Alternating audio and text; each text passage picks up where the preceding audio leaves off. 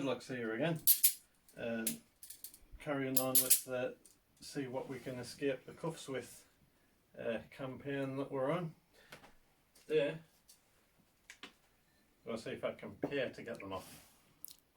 Ooh, you're rich.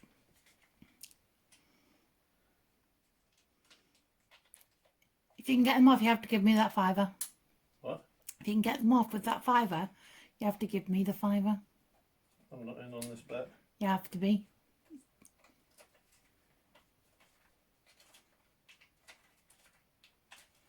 Not in far enough yet.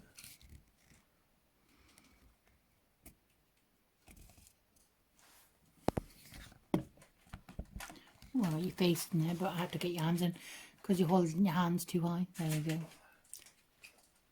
Out with a £5. That's mine now. Oh. Mine. I'm going to show you a bit closer up how I did it.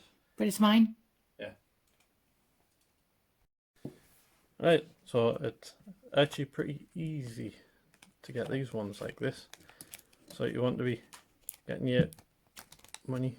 I think any of these plastic notes will do. I'm not sure if the American bills will work, because they're like made out of cotton or something, aren't they? I've never seen American money.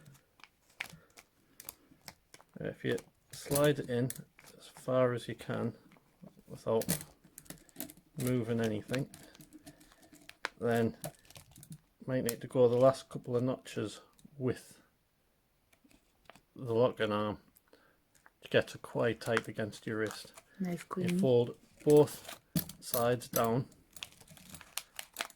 pull them a little tight, and then slide out. Ta-da! Nice and simple. Couldn't have done that with the paper notes we used to have. No. Would have disintegrated. But anyway, that's all from us. See you next time. Bye.